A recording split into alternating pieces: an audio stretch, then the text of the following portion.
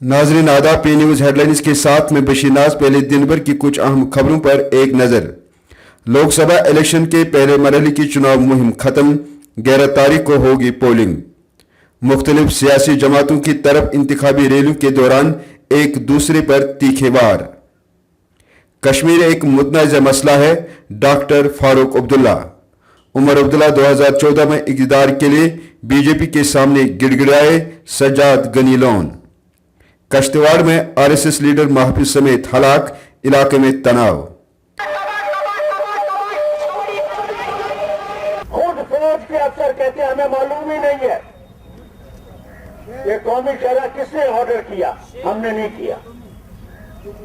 और कल राजनाथ सिंह कहते हैं ये नहीं हटेगा। राजनाथ सिंह जी, हम क्या तुम्हारे गुलाम हैं? ये रियासत तुम्हारी गुलामी में रह रही है क्या? हमने तो हिंदुस्तान के साथ किया था इलाज इस बात पे कि हमें बराबर का हिस्सा मिलेगा। मैं अल्लाह का शुक्र करता हूँ, मैं 2 वक्त की इज्जत की रोटी खाता हूँ और हराम की रोटी खाता हूँ। आपकी तरह हराम की रोटी नहीं खा रहा हूँ जिन्हें रैफल में 30,000 करोड़ कमाए हैं और फिर हम पे ताना मारते, हमसे बात करते हो।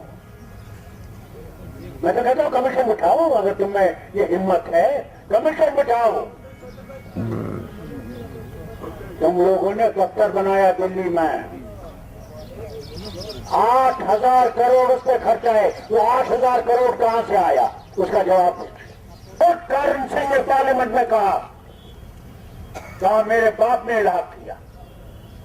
और मेरे बाप ने, महाराजा हरि सिंह बहादुर ने जब इलाज किया तो 3 चीजों पे किया। एक डिफेंस, जिसे कहते हैं उर्दू में दिफा। दूसरा,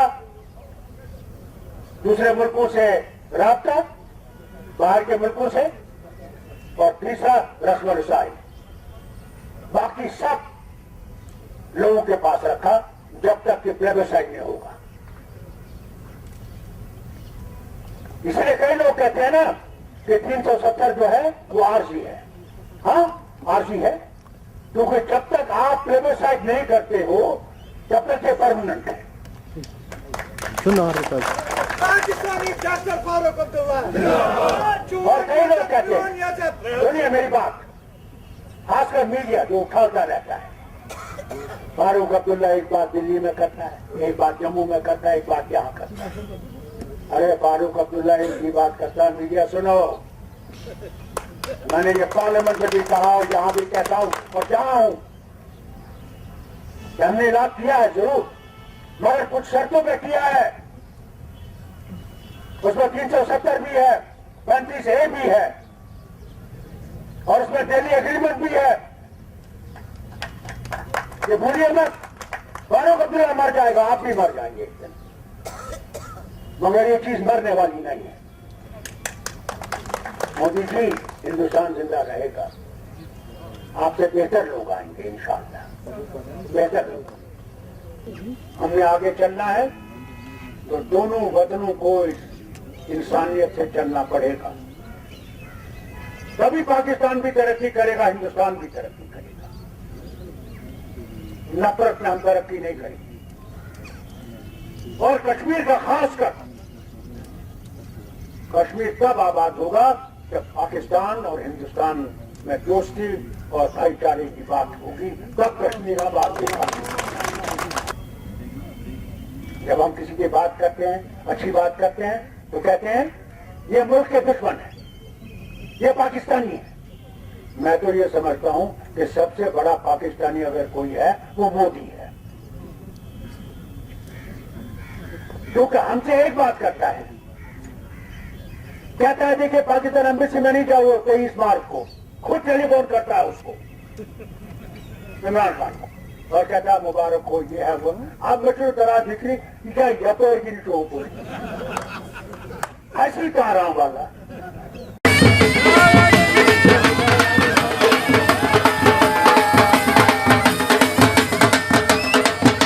जिस कंस्टिट्यूंसी से आएगी कॉन्स्टिट्यूंसी को परसेंटेज के मुताबिक आपने फंड दिया। हम आपसे वादा करते हैं, लेकिन सब लोग आपके वादे पे यहाँ है। आप भी बताइए क्या बताना चाह। बाकी वोट की बात, यहाँ का एक एक बशर आजाद साहब के बाद मरने के लिए संसद में भाजपा की हुकूमत थी और तबाही और बर्बादी मचाई। क्या आपको कोई फायदा मिला? और जो यहाँ पे डॉक्टर जितेंद्र सिंह जो यहाँ का एमपी था, आजाद साहब विक्रमा जी, उसने कभी यहाँ इस सरजमीन किश्तवाड़ या चुनाव वैली में पांव नहीं रखा। यह बड़े अफसोस की बात है। और आपसे मैं गुजारिश करूंगा, आप हर 2-3 महीने के बाद हमारे इलाकों में आके गरीबों की हालात को जरूर देखेंगे। इसके साथ साथ उनका के इलेक्शन पे लड़ रहे हैं, लेकिन इन्होंने हमारे साथ सरासर झूठ बोला। इन्होंने हमारे साथ धोखा किया। वायदा किया था इन्होंने कि 2 करोड़ नौकरियां देंगे। कहां गई वो 2 करोड़ नौकरियां? उन्होंने वायदे किए थे कि काला धन इकट्ठा करके 15-15 लाख रुपया सबके अकाउंट में जमा करेंगे। कहां जमा हुए किसी के अकाउंट में 15 लाख रुपए? बच्चा दी वो पहली क्लास तो 12वीं क्लास तक सारी तालीम मुफ्त होएगी, कोई फीस देने की लोड़ नहीं। तीजा जेड़ा हस्पताल विच जेड़ा इलाज होएगा, किसी का भी इलाज, दवाई वगैरह, ये सारी मुफ्त होगी। लेकिन शर्त हुई है कांग्रेस की सरकार बनानी है।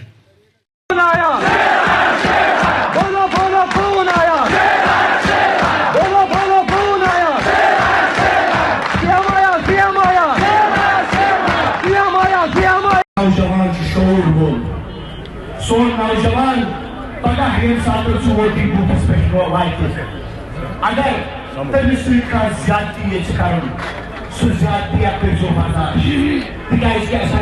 बर्दाश्त बर्दाश्त कर खत्म कर इखलाक से कसम हावान रफ्तार में अगर ये रफ्तार जारी हो फारूक को प्रैक्टिस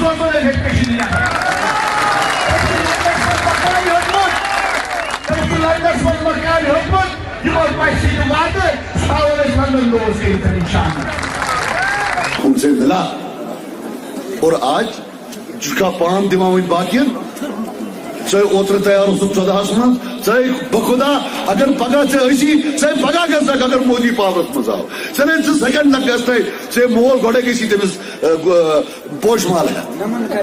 ये अभी गनी साहब ने बोला, वकील साहब ने बोला, आपने देखा कैसे हम सबको शर्मिंदा होना पड़ा। वाजपेयी सो ये तुम कहते ये हमको बोल रहे हैं। बाकी एक चीज तय, ये पार्लियामेंट सीट ये हम इंशाल्लाह तीनों पर जोर लगाएंगे। अब मैं जवाब देता हूँ। उमर अब्दुल्ला 2014 के दिसंबर में जो इलेक्शन हुए, रिजल्ट निकला, दिल्ली गए, बीजेपी के प्रेसिडेंट से मिले, इनके हमारा प्रोग्राम थे, 2.5 घंटे उनके साथ बैठे, उनके पाँव पकड़े कि मुझे सपोर्ट करो, मुझे चीफ मिनिस्टर बनाओ, 3 साल मैं रहूंगा, 3 साल आपका बीजेपी का चीफ मिनिस्टर रहेगा।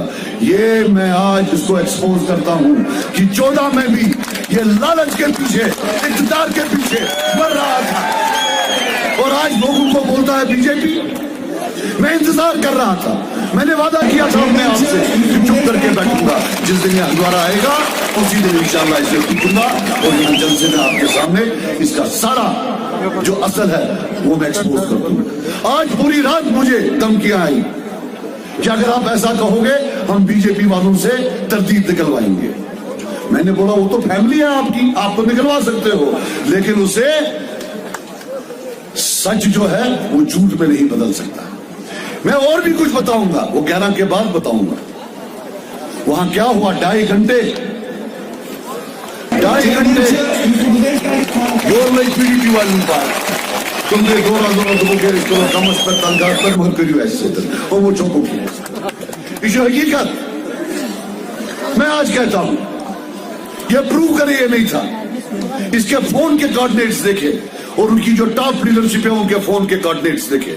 अगर वो एक जगह नहीं होंगे, जो मर्जी वो कह देना।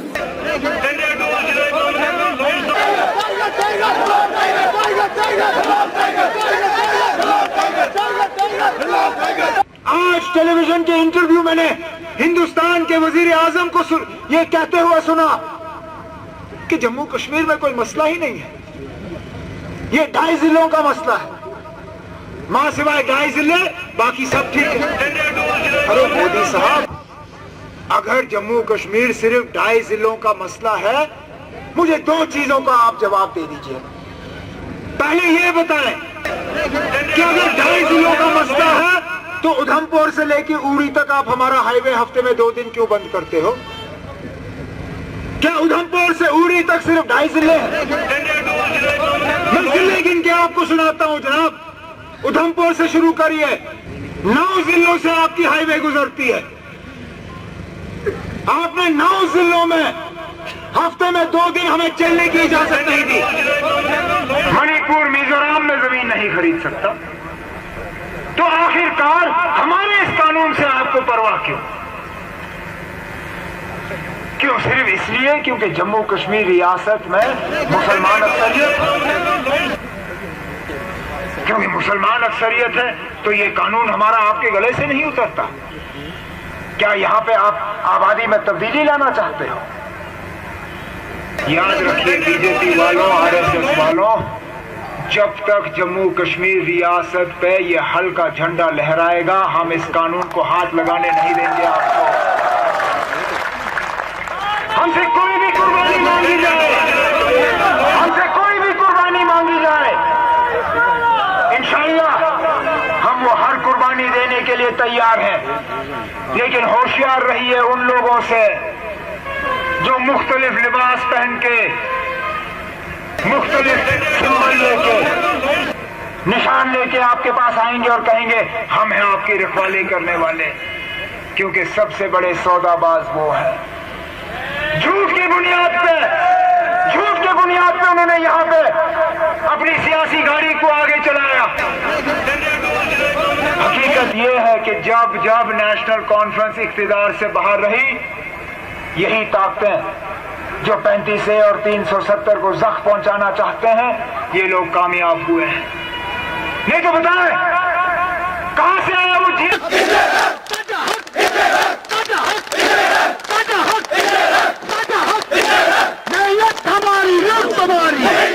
Health employees confederation Jammu and Kashmir एक पीसफुल डिमॉन्स्ट्रेशन पे यहाँ बैठे हैं सुबह 10 बजे से।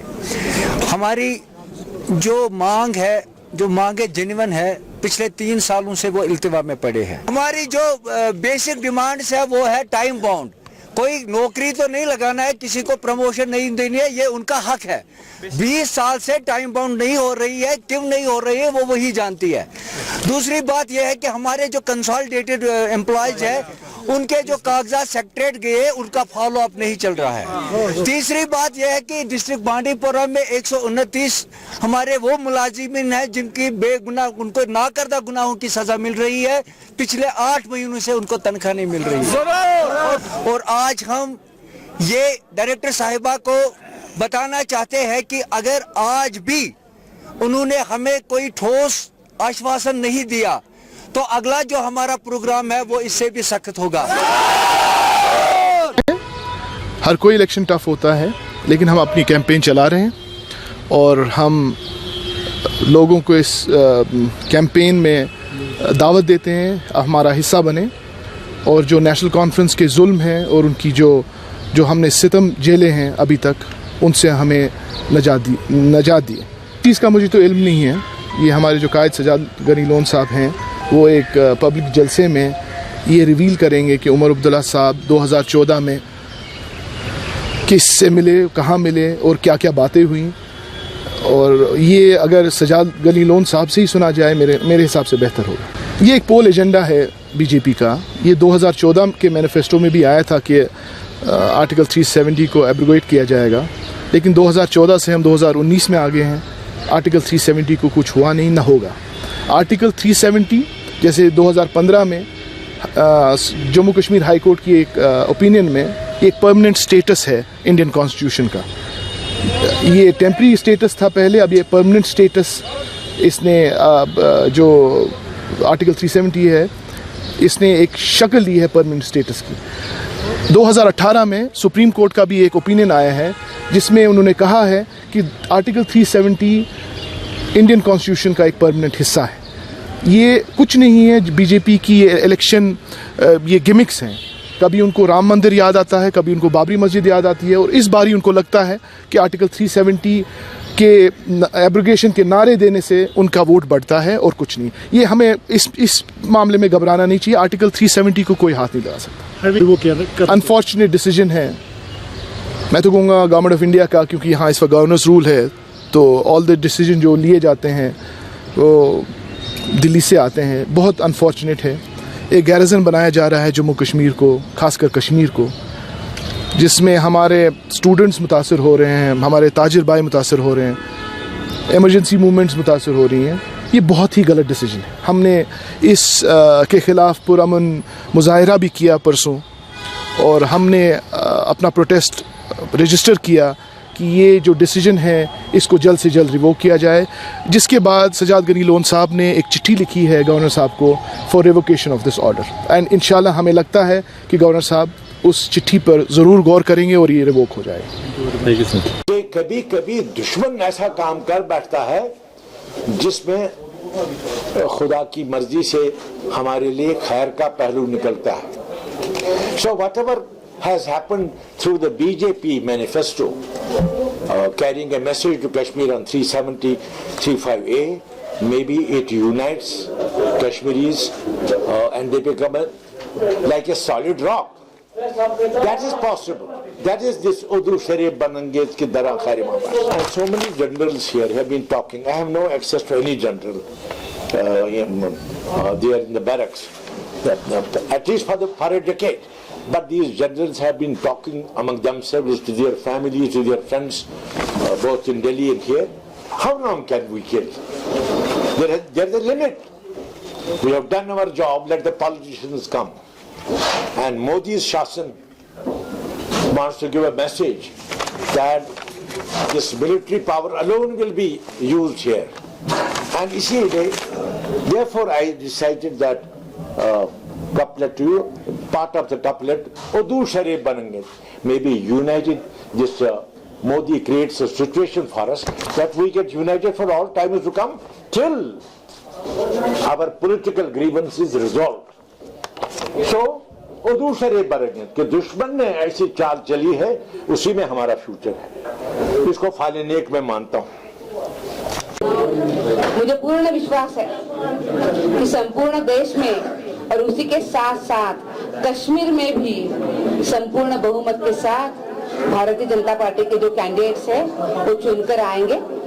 यहाँ की जनता माननीय प्रधानमंत्री नरेंद्र मोदी जी के ऊपर बहुत भरोसा रखती है, विश्वास रखती है, और उसी विश्वास को सार्थक करने के लिए यहाँ के जो भारतीय जनता पार्टी के कैंडिडेट है, ये कैंडिडेट संपूर्ण बहुमत के साथ चुनकर आएंगे। कश्मीर में अब लगभग हमने कोशिश करी है कि हर एक बूथ पर हमारी महिला कार्यकर्ता काम करे, हर एक तहसील, हर एक मंडल तक आज हमारी महिला कार्यकर्ता काम में कर रही है, और लाखों की संख्या में भारतीय जनता पार्टी की मेंबरशिप भी कश्मीर में है। हाँ, जम्मू एंड कश्मीर में हमारी लाखों की संख्या में मेंबरशिप है। 35A के बारे में हमारा स्टैंड पार्टी का बहुत क्लियर है। 35A के बारे में अगर कहा जाए तो ये प्रेसिडेंशियल ऑर्डर है, उसी के साथ साथ ये मैटर भी कोर्ट पे भी सब्जुडिस भी है। उसके बारे में अगर हम कहते हैं तो 3 चीजों में बहुत ही यहाँ की लोगों को तकलीफ हो रही है। उसकी वजह से यहाँ पे कोई बाहर की इन्वेस्टमेंट नहीं आ रही है। इन्वेस्टमेंट नहीं आ रही है तो काम भी यहाँ के लोगों को नहीं मिल रहा है। यहाँ के जो बच्चे हैं उनको भी आज उनके हाथों को काम नहीं है। ये इसके साथ कबूल का ये शुमार इख्तियार को पहुंचा। खुदा दीजिए, खुदा हाफिज।